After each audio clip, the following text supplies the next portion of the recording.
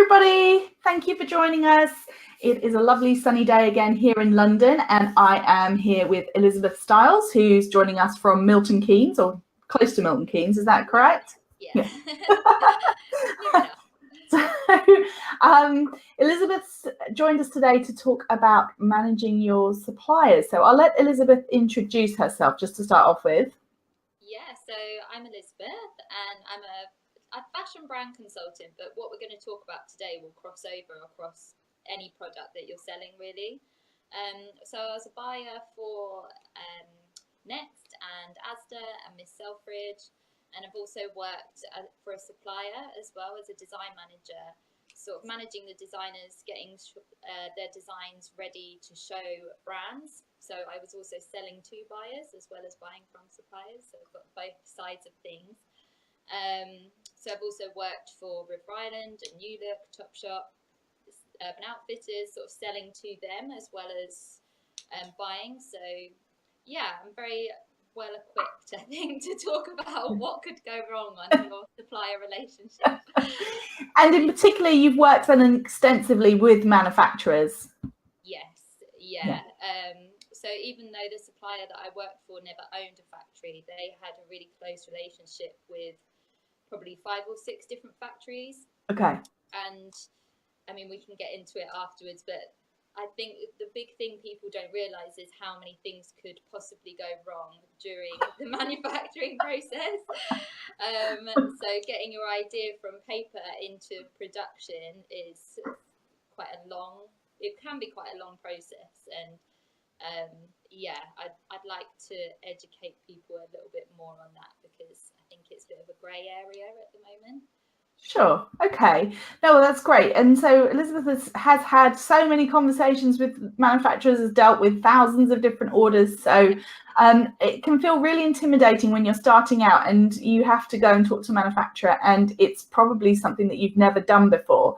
So Elizabeth, if you were a startup business and you were looking to start having your goods manufactured, what do you think would be the first steps that you take? The first place that I would go to is Make It British. Okay. I'm a big believer in bringing manufacturing back to the UK, and there are so many benefits to getting your product made in the UK over abroad. Okay. I understand not everything can be made here, but if you can, I would advise to. And what's some of the benefits, do you think? One is the lead time. You don't have to wait for the shipping or pay for the shipping to get it over.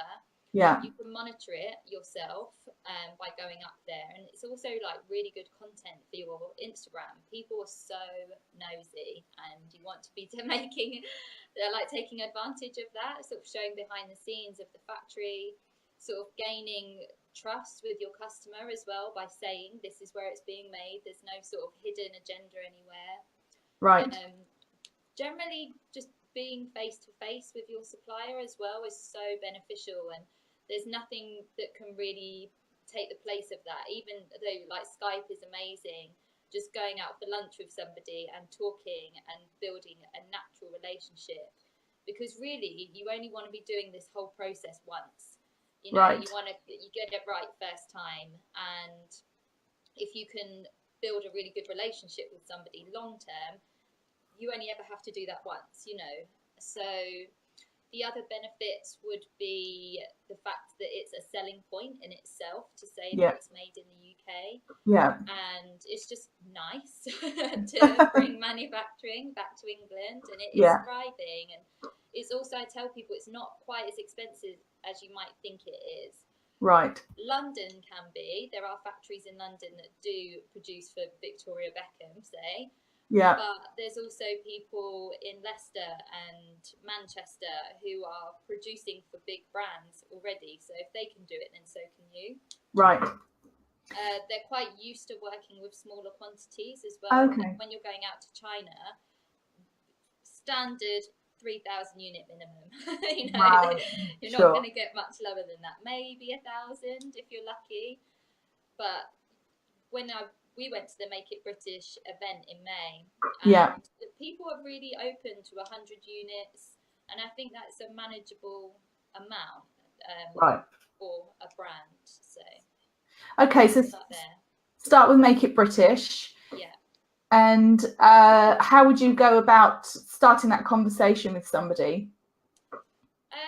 So you want to be able to tell them quite clearly what you're doing.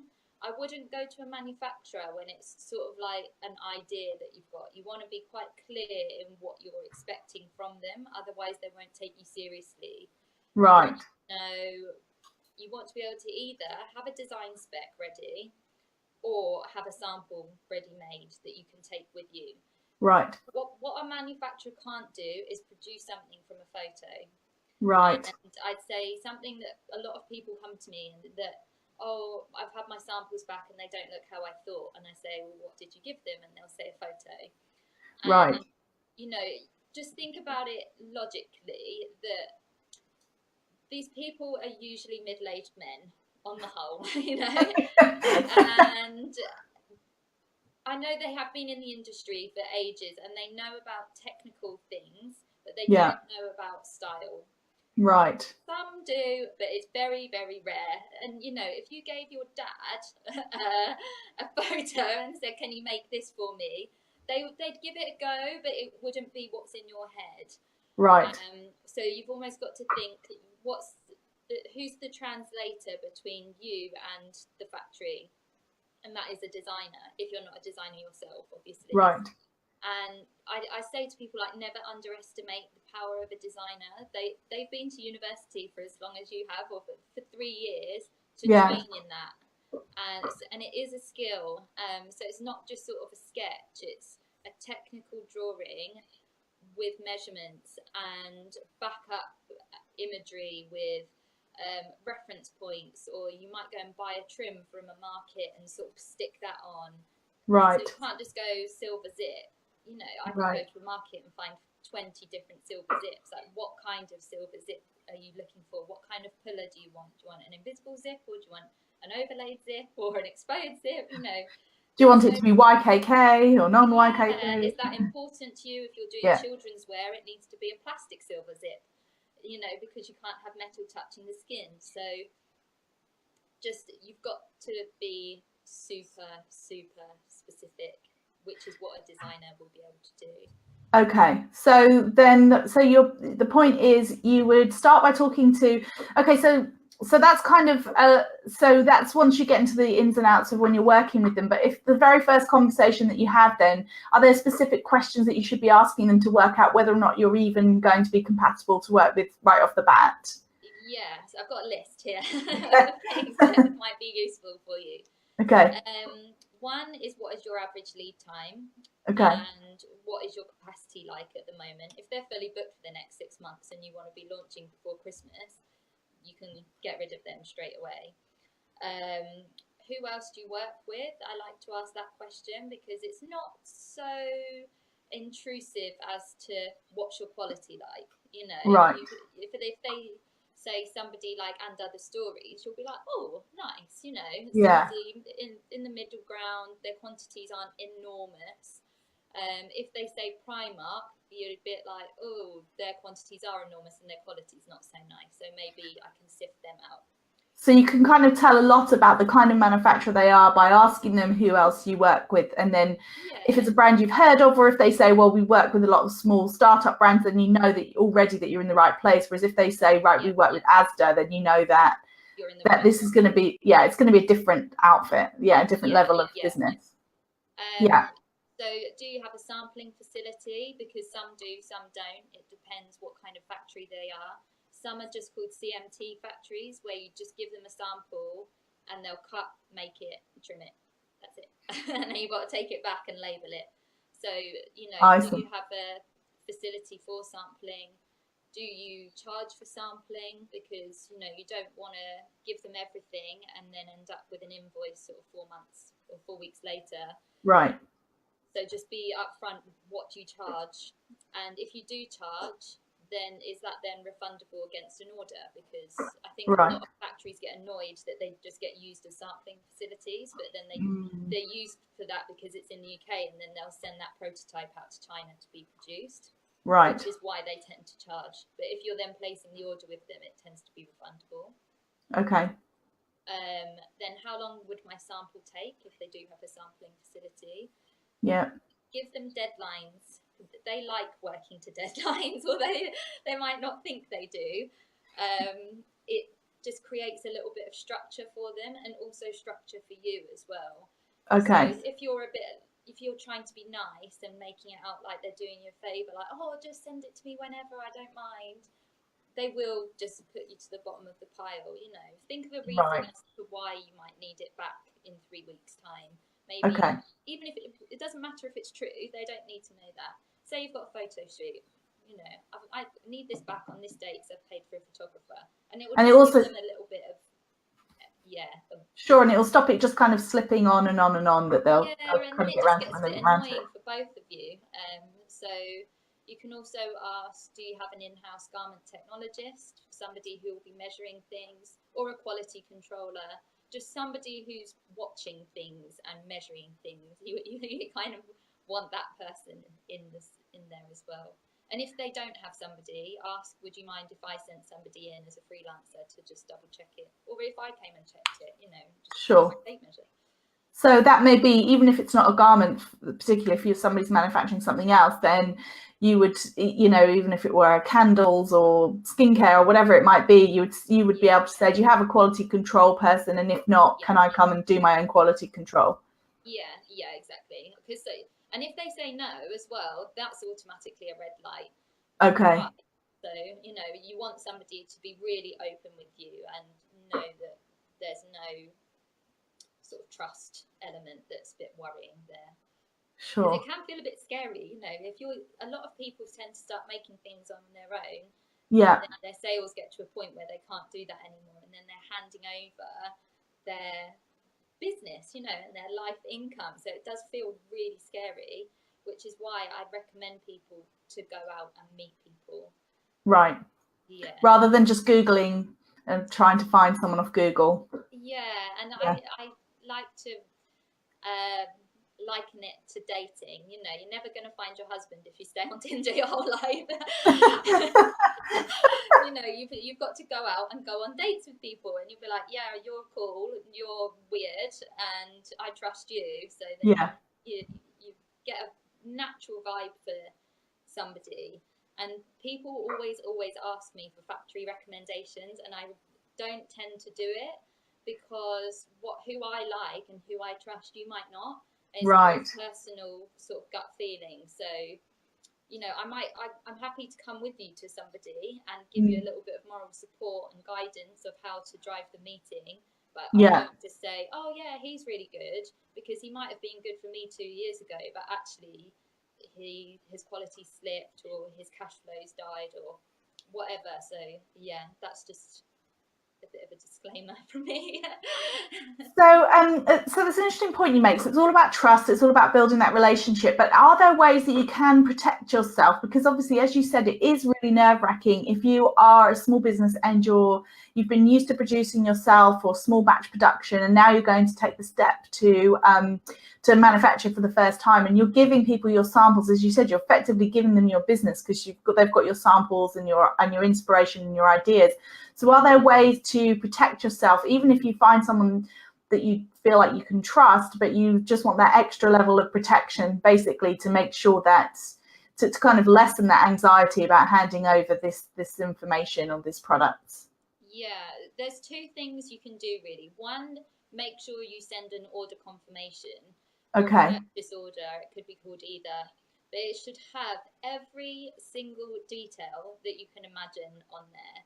Right. And to the point where it is quite patronizing, but they would rather that than something a bit grey, because a lot of people as well in manufacturing want to do their best for you. Right. And they don't want to look like amateurs either. So they'll just be like, oh, I'm sure she means this, so let's do that. Let's not bother her. We'll just crack on and not irritate her. But then it's wrong. And then you're both in the wrong. You've got rubbish production and they've let you down, and they won't have any repeat business. So they would rather you patronize them, honestly. Right. Somebody said, this is another one of my analogies, but it's like IKEA furniture. What would Right. you rather, if you got your furniture delivered, would you rather a picture to sort that out with a picture, put it together, or would you rather some really obvious instructions that are built so a 3-year-old could put it together Right. with everything labeled, everything sort of shown, and with diagrams and step-by-step processes? Obviously, you would rather that, and so would they. Mm. So you've got to think, you've got to put on there what date you booked it on. Yeah. If you've got a sample, which you should have an approved sample before they go into production, don't say, oh yeah, make it right in production, like get it right before, because you don't want to be assuming anything. So you're saying, so let's say they made you a sample, you get the sample back, it's not quite as you want. Get another one. Yeah, get another one. Don't go into production until you've actually got the sample back that is perfect, ready to go, or gold seal, as you like. It's called a gold seal, yeah. I mean, in fashion it's called that, but it could be called anything. Just a pre-production sample. That's what it's called. Yeah. And it's got to be perfect. So somebody recently, she made a jacket, and then they said, oh, can you make the wadding a little bit thicker? But her a little bit thicker was way different to what their a little bit thicker was. She wanted it chunky, and it came back a bit limp. So then they had to pull it all apart, sew an extra panel of lining in, and sew it all back together, and she had to pay for it. Right. So she was just like, I wish I'd just got another sample made, you know, or even so you don't, a panel, you know. Yeah, so that's really key then. So if they've produced something for you and you're like, well, it needs a couple of changes, don't say just go ahead, do the changes, because to your point, you know, it's down to the, you know, what color thread they're going to use, or what color, everything, you know, absolutely every detail has to be correct. And if you take the chance without the full order confirmation or all the full details and having had that approved sample. Because this sounds a bit harsh, but it's your responsibility, because it's what's in your head, right? Readers. So this is why you've got to not assume that they know what you're talking about, right? Because say if you're not making it in the UK, you've also got a language barrier. And what I would describe as mustard, I might describe mustard as the actual colour of mustard, which is kind of bright yellow. But you might describe mustard as more like an ochre kind of colour. Yeah. So when you're sending your order confirmation, don't be like dirty mustard. You want Pantones. Like give Pantone things that are the same around the world. So a line drawing would be the same around the world. Measurements, numbers are the same. Pantone numbers are the same. Yeah. You know, don't use any sort of fluffy words, because it doesn't really benefit anybody. Got to be as absolutely precise as possible. Yeah, because they've got a bit of a pride thing as well. They might be like, oh, I thought my English was good and I don't know what that word means, and they might feel a bit embarrassed to ask, and it's just better to use Pantones. Okay, so you've got your perfect sample, you've got your order confirmation where you've confirmed absolutely everything, you've gone into production. Sorry. Yes. No, go ahead. Put as per sample dated X. Right. So you've got your sample, and make sure it's got a date. They usually send it with a swinger or a tag, or if you're making a cushion, if it's got a tag on it, with a date. So every time you're referencing back to that same thing, because if you're in England and they're in India, you're both looking at the same thing. Right. So it can be like 4 squares along and 3 squares down. That area of embroidery isn't great, and you're both looking at the same thing. Right. So yeah, as per sample dated, whatever, and then you're both on the same page. Fantastic. So it's just basically eliminating any possible double meaning, anything that's not clear. Yeah, don't assume anything.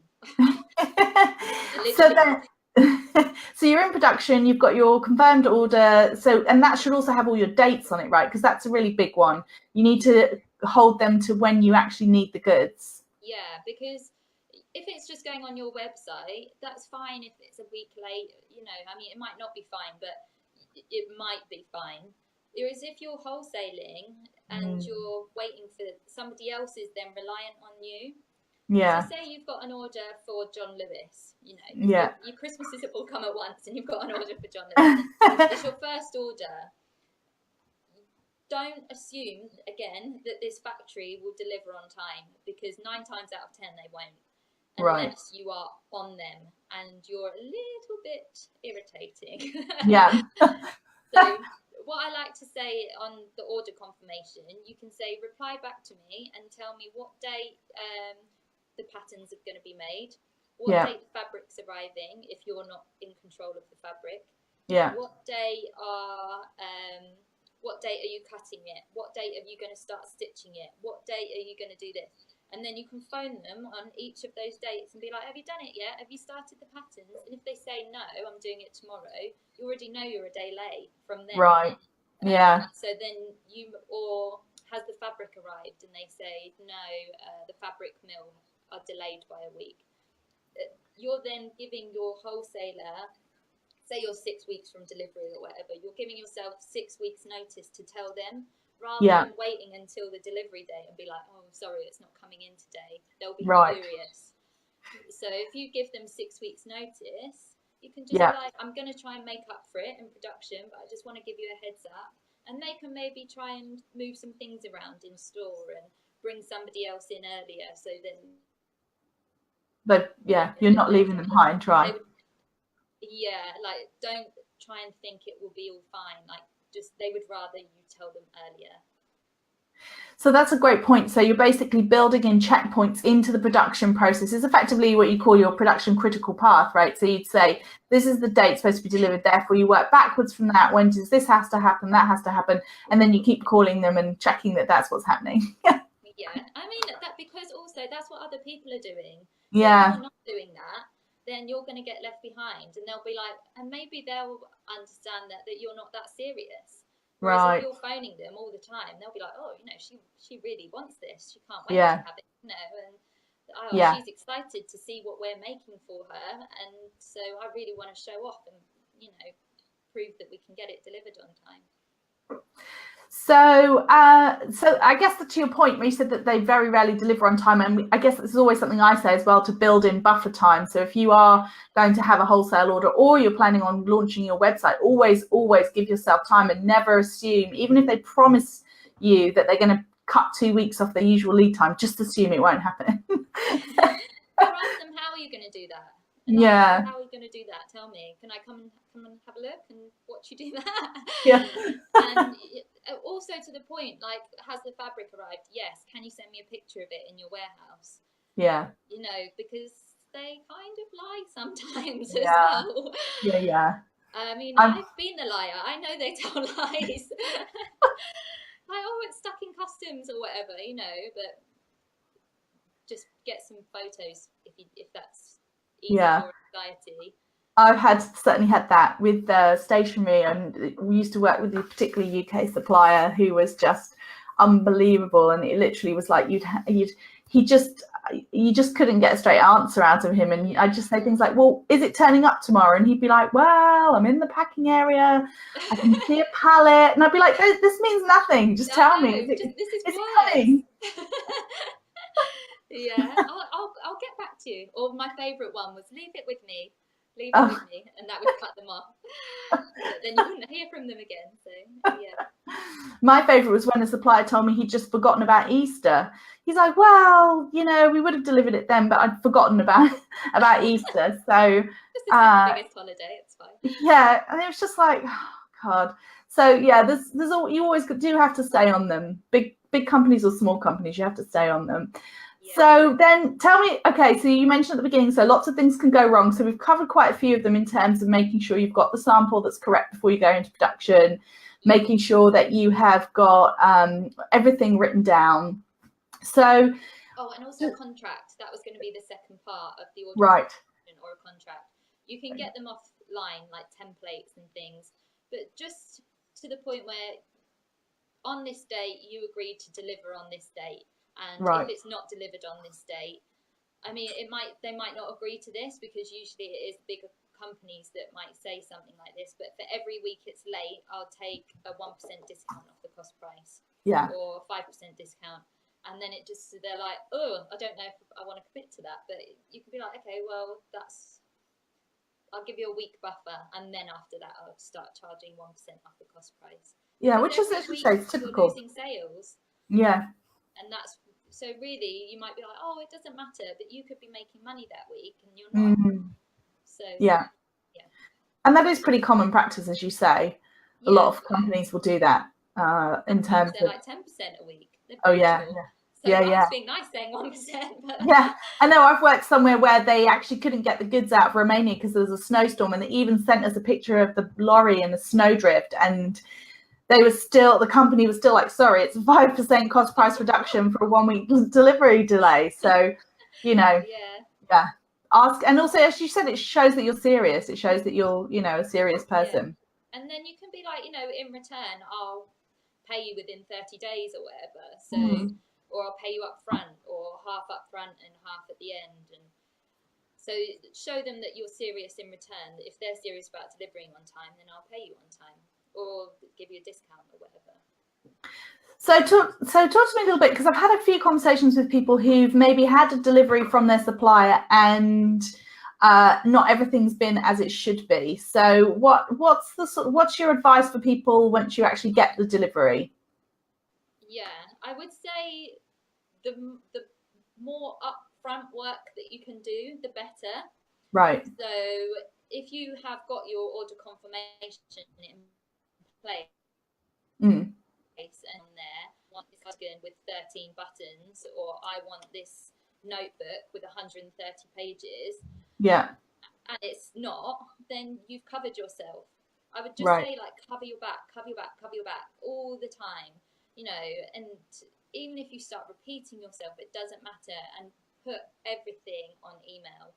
So right. you might go, oh yeah, I think I want 130 pages in that diary.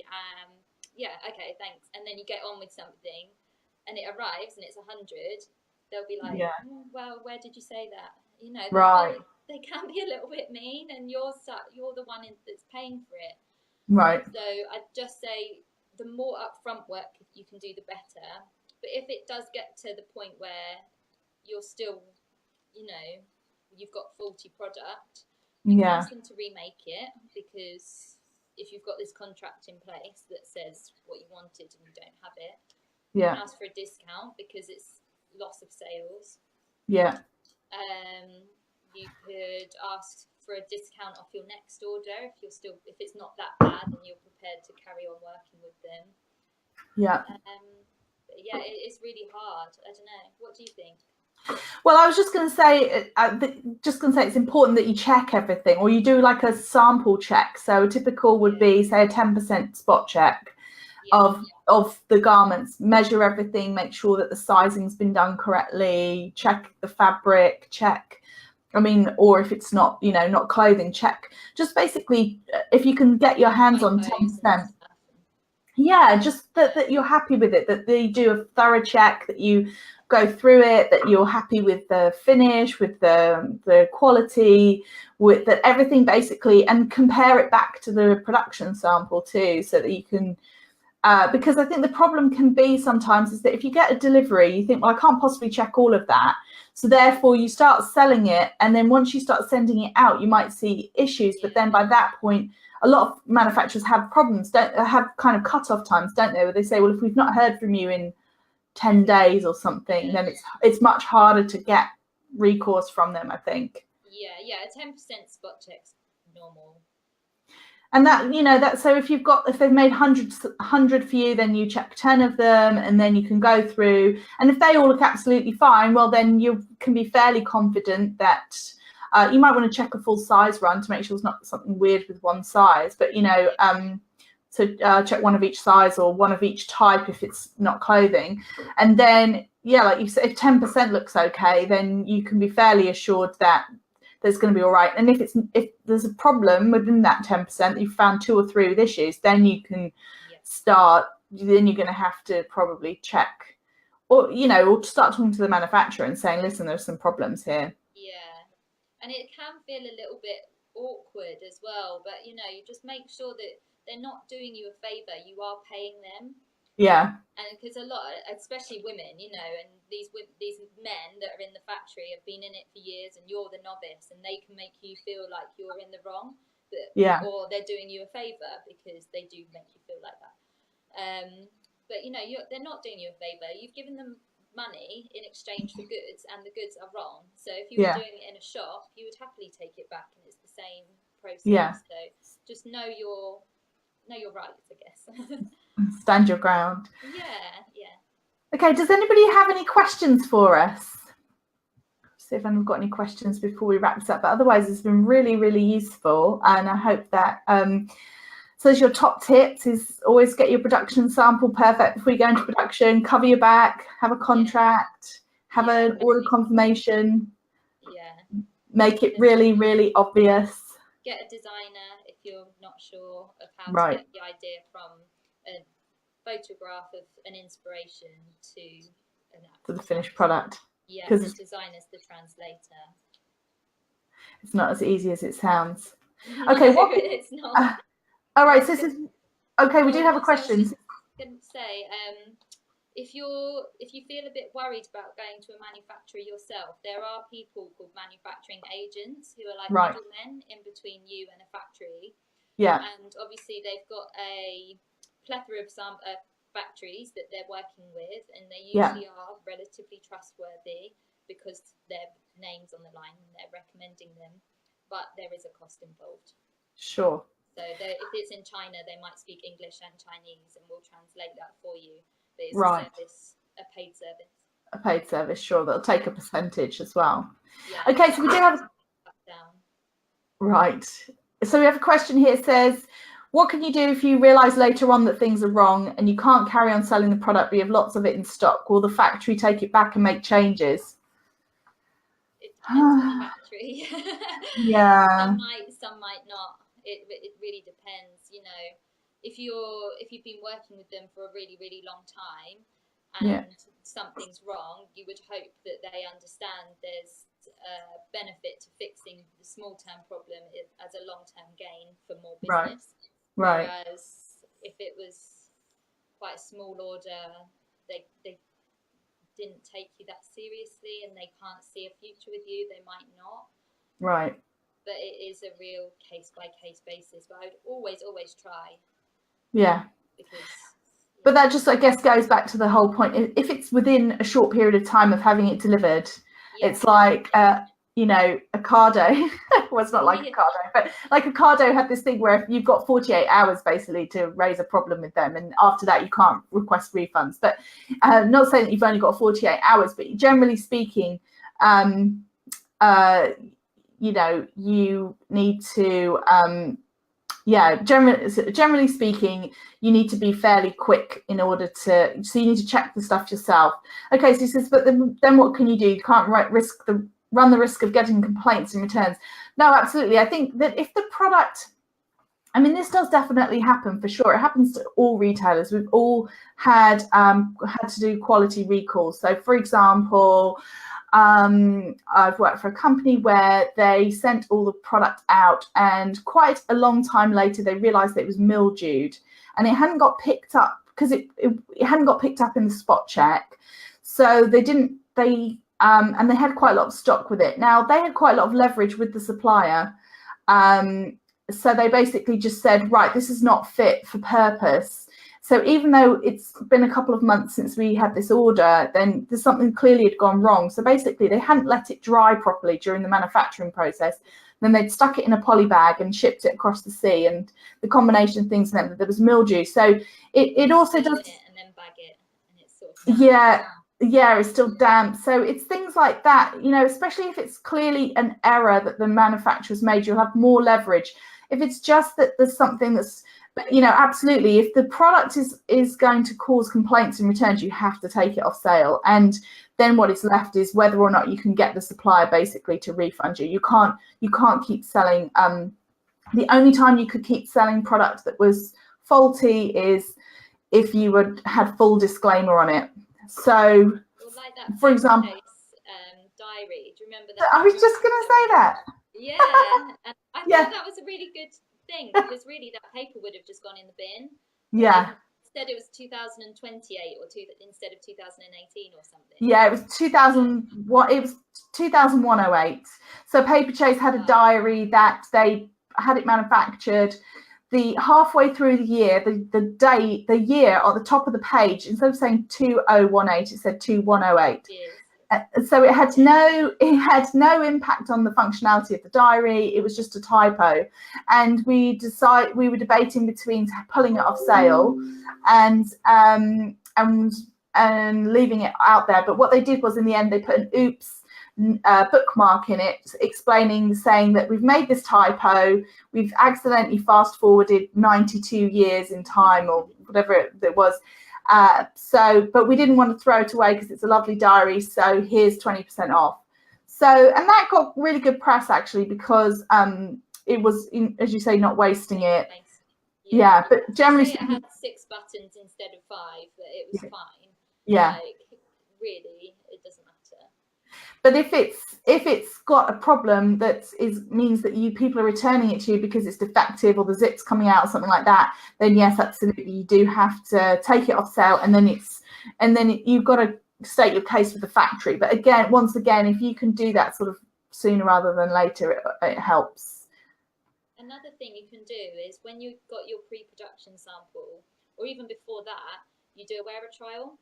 So you can ask for 3 samples and send them out to your friends and say, wear it for a minimum of 24 hours, because that's sort of like 3 days wear, which is normally what a garment is, sadly. And wash it 3 times as well, according to the washing instructions, and see, I don't know, say for example, like this sweatshirt, it bubbles underneath the arm. And so things like that you would start seeing before it then gets into production, like a real life of how it's going to start wearing, or maybe the seams are quite weak, and so by the elbows it starts tearing, or whatever. A wearer trials are quite a good way to get a gauge of how that fabric performs before it goes into production. And we used to do that even with notebooks, that we just, if there was a new notebook cover, strong enough. Yeah, exactly, that we'd use it, and then sometimes, if it'd start peeling apart or something, then before we even got that far. But it is difficult. Yes. So I guess then the answer to the question is, it can be an enormous waste of money. That's why the more you can do up front, the better. If you can if it's clearly a manufacturer error, asking for a refund, and then if the only other option for you is to put it out for sale, then that's not necessarily totally out of the question. Depends what the issue is, to be honest. But what you have to make sure is that you're really clear. Or there's that it's known as sold as is. So basically, you kind of make it clear to the customer that they're getting it at a reduced price because there's an issue, but you explain what the issue is. And again, so it can be cosmetic. If it's a cosmetic issue, that's one thing. If it's a structural, fundamental, it's going to break or it's going to be dangerous, then you do have to take it off sale. But that is retail, unfortunately. And also, when you asked me at the beginning, like, what kind of questions do you ask when you go and meet somebody, maybe that's a question that you could build in. Right. If something goes wrong, what's the process? What's the process? Yes. Great, fantastic. All right, well, thank you. Thanks everyone for watching. And if you've got any more questions after you've seen the video, just pop them in. And Elizabeth, tell me a little bit about how people can find out more about you and what you do. So like I said, I'm a fashion brand consultant. I made up my own job title because there wasn't one out there as far as I could see. So if you need help with your costings, your sourcing, manufacturing, just learning more about production, finding out who your customer is and your brand values and things, I'm on Instagram at Elizabeth Stiles UK, or my website is www.elizabethstiles.co.uk. I'll put those links in the comments as well, so everyone can find out how to get in touch with you. And you're in the group as well, aren't you? Yeah. I was going to say, just tag me and then I'll see the post to reply to. Wonderful. All right. Thanks, everybody. Thanks. Bye. Bye.